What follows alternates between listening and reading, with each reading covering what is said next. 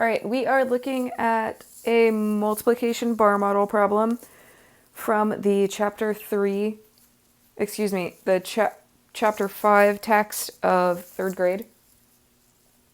Let's go ahead and see what we can do. All right, so it says Gavin collected 43 game cards. Carlos collected 3 times as many game cards as Gavin. How many did they collect altogether? So the first thing that we ask students to do is to read the problem. The second part is we have them go through and find information that they can draw. So I typically ask what the problem is about. And in this case, we're talking about Gavin, and we're talking about the number of game cards that he has, and we're talking about Carlos and the number of game cards that he has. So if we were to go ahead and start this problem, I would start by labeling exactly who we're talking about. In this instance, we're talking about Gavin and Carlos. So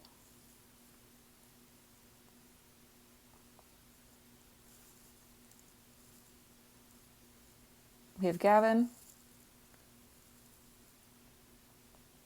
and we have Carlos. Okay, so let's go ahead and look specifically at the first sentence. Up in the first sentence, it says Gavin, which we already know, collected 43 game cards. Beautiful. So I'm going to draw a bar that represents that 43.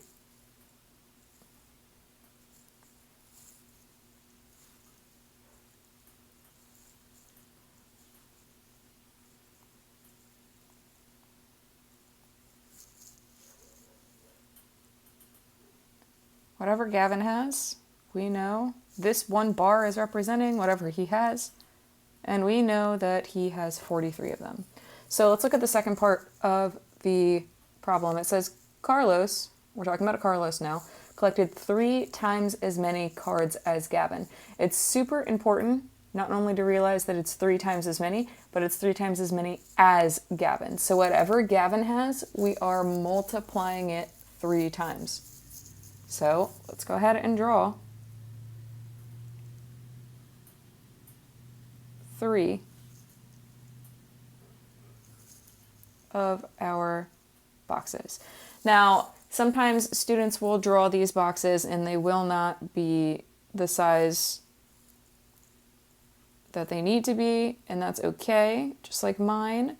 We can rewrite that if we would like to, or we can also realize that it's a representation. All right, so now we have pretty much equal groups. Remember, one of the important things about multiplication and division is that we are working in equal groups. Now, if we go back, we can see how much 1 unit represents. And we can look at Gavin's amount to realize that. With multiplication, your bar model squares or rectangles are going to be the same amount because we're talking about multiplication and division where equal groups are necessary. So technically, we could go ahead and label Carlos's boxes each as 43.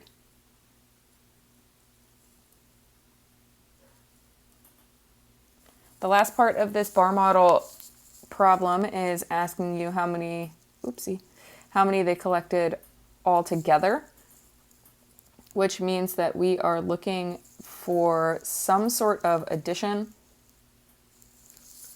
Typically, there would be a bar over on the right. Looks like a giant parenthesis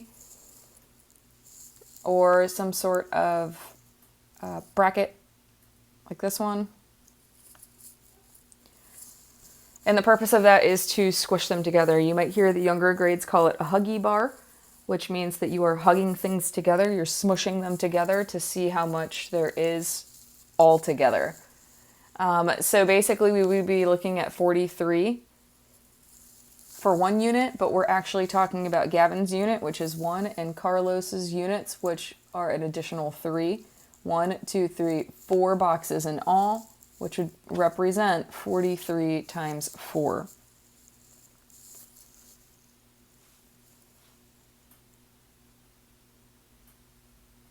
That would be your problem here. 43 times 4 is 172.